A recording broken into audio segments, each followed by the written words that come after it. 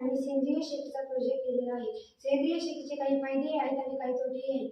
त्यातील फायदे, सेंद्रिय शेतीचे फायदे, पर्यावरणाचे संरक्षण, मातीची धूप कमी होते, जल प्रदूषण होत नाही आणि नैसर्गिक कीटकांचे व वन्यजीवांचे संरक्षण होते। माती सुपीकता, सेंद्रिय शेतीमुळे माती सुपीकता आणि आरोग्य सुधारते, ज्यामुळे जमिनीची गुणवत्ता टिकून राहते। रासायनिक अवशेषांचा अभाव, यातून तयार झालेल्या अन्नधान्यात रासायनिक अवशेषांचा धोका नसतो, त्यामुळे आरोग्य चांगले राहते। सेंद्रिय शेतीचे तोटे, सुरुवातीच्या वर्षांमध्ये रासायनिक शेतीच्या तुलनेत उत्पादन कमी असू शकते। सेंद्रिय शेती म्हणजे काय? सेंद्रिय शेती म्हणजे नैसर्गिक संसाधनांचा वापर करून औषधे, खते तयार करणे व पारंपरिक बियाणांचा वापर करून केलेली विषमुक्त रासायनिक खते, औषधे। या ठिकाणी सेंद्रिय शेती बिल्डिंगवर तयार केलेली आहे।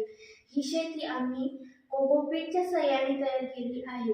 ह्या शेतीला पाणी पोहोचण्यासाठी आम्ही पाईपलाईन तयार केलेली आहे आणि ह्या पाईपलाईनच्या सहाय्याने सर्व झाडांना पाण्याचा पुरवठा होतो। त्यानंतर आहे व्हर्टिकल फार्मिंग म्हणजेच उभी शेती। उभ्या शेतीचे काही आपल्याला फायदे पण होतात आणि काही तोटे पण होतात।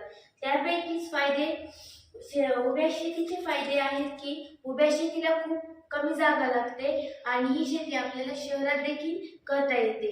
ही शेती हवामानावर अवलंबून नसल्याने ही शेती वर्षभर सुद्धा आपण करू शकतो। या शेतीसाठी मातीची गरज लागत नाही, त्यामुळे मातीचे प्रदूषण टाळू शकते। त्याचे काही तोटे सुद्धा आहेत। ते तोटे म्हणजे त्याचा खर्च खूप कमी। शेती जी आहे ती आपल्याला वनस्पतीच्या मुळांना पुरेसं ऑक्सिजन आणि पोषक तत्वे मिळतात, त्यामुळे वनस्पतीची वाढ जलद होते आणि उत्पन्न जास्त प्रमाणात मिळते। ह्या एरोपोनिक शेतीसाठी पाण्याची गरज कमी लागते, कारण एरोपोनिक सिस्टीम सेटअप करण्याचा खर्च सुरुवातीला जास्त असतो। त्यानंतर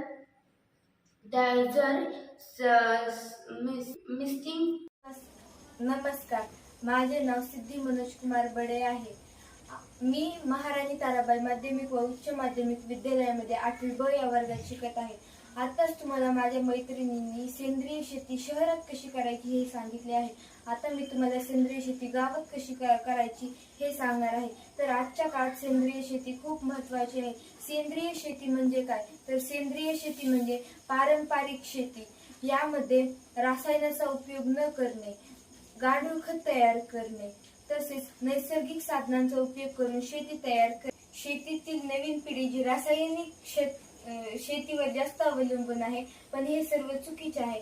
कारण नवीन पिढी जर रासायनिक शेतीवर जास्त अवलंबून राहिली तर त्यांचे आरोग्य हे शेतीतील जी नवीन पिढी रासायनिक पद्धतीवर जास्त अवलंबून आहे, पण हे सर्व चुकीचे आहे। कारण जर नवीन पिढीने रासायनिक पद्धतीवर जास्त अवलंबून राहिली तर सर्वांचे आरोग्यामध्ये सुधारणा होणार नाही आणि भारत जास्त विकसित होणार नाही।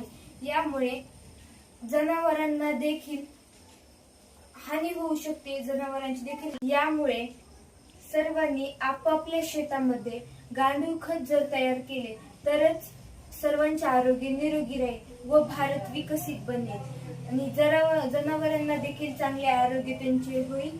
आणि सर्व शेतकऱ्यांनी रासायनिक वापर न करता शेती केली तर ती शेतीमधले धान्य मार्केटमध्ये विकू शकते आणि ते धान्य मार्केटमध्ये आपण विकले तर सर्व लोक खरेदी केल्यानंतर ते धान्य आपल्या आहारामध्ये जाईल व सर्वांचे आरोग्य हे चांगले राहील, तरच भारत विकसित बनू शकतो।